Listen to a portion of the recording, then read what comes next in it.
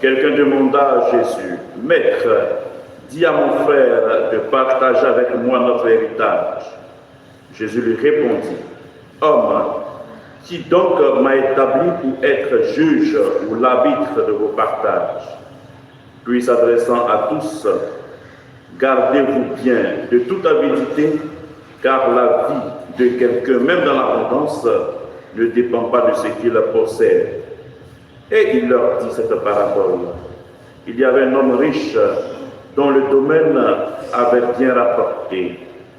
Il se demandait, que vais-je faire, car je n'ai pas de place pour mettre ma récolte. Puis il se dit, voici ce que je vais faire. Je vais démolir mes greniers, j'en construirai de plus grands et j'y mettrai tout mon blé et tous mes biens. Alors je me dirai à moi-même, te voilà donc avec de nombreux biens à ta disposition pour de nombreuses années. Repose-toi, mange, bois et jouis de l'existence. Mais Dieu lui dit, tu es fou.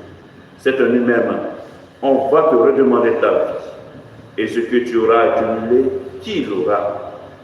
Voilà ce qui arrive à celui qui amasse pour lui-même, au lieu d'être riche en vue de Dieu. Acclamons la parole de Dieu.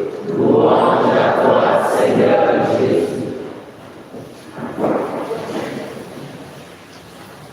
Alors, frères et sœurs, les chamailleries autour d'un héritage ne sont pas choses nouvelles, mais Jésus va se servir justement de cette chamaillerie autour d'un héritage pour donner une leçon.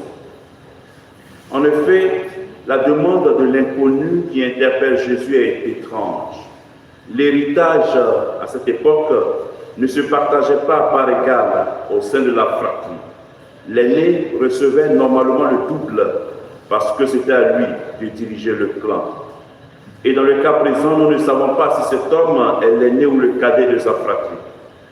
Mais cela n'a pas d'importance, puisque finalement la vraie question n'est pas de savoir si Jésus doit intervenir ou non dans une question de partage d'héritage. La vraie discussion tourne autour de la vraie richesse, c'est-à-dire celle de la vie. Et c'est pourquoi Jésus donne cette parabole du riche insensé. Le personnage principal est un homme qui a amassé assez de nourriture parce que sa terre lui a beaucoup rapporté et il décide de construire des greniers plus grands. À première vue, cet homme ne semble pas être un insensé. Mais en réalité, ce qu'il faudrait voir, c'est que cet homme est tout, mais sauf sensé. En effet, même s'il était riche, il n'était pas riche en Dieu. Le texte le précise. Cela signifie qu'il a oublié de vivre selon la volonté de Dieu. On peut tout avoir, on peut tout bénéficier, mais est-ce que cette richesse-là est orientée vers Dieu? La parabole en question est l'histoire tout à fait plausible d'un homme qui réussit en affaires et qui calcule pour les meilleurs moyens de profiter de sa réussite. Donc il met tout en œuvre pour justement amasser. Mais hélas, il oublie Dieu. Permettez-moi donc cette petite réflexion sur la question de l'argent. L'argent est nécessaire. L'argent est un intermédiaire des échanges.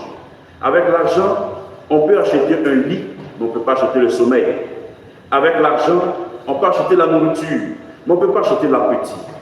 Avec l'argent, on peut acheter les bijoux, mais on ne peut pas acheter la beauté.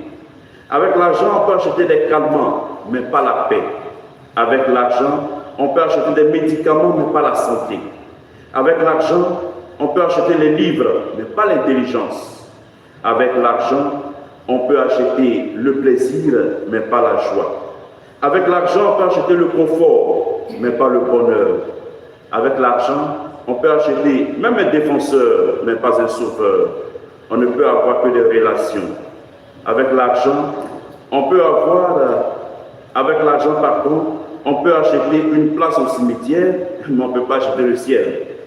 Avec l'argent, on peut essayer de tout avoir, mais en réalité, le bonheur, la paix, le sauveur, la vie éternelle sont donnés gratuitement par Dieu et par le Christ. Et c'est ce que je souhaite pour vous, que notre richesse soit donc au bénéfice en vue du royaume des cieux. Amen.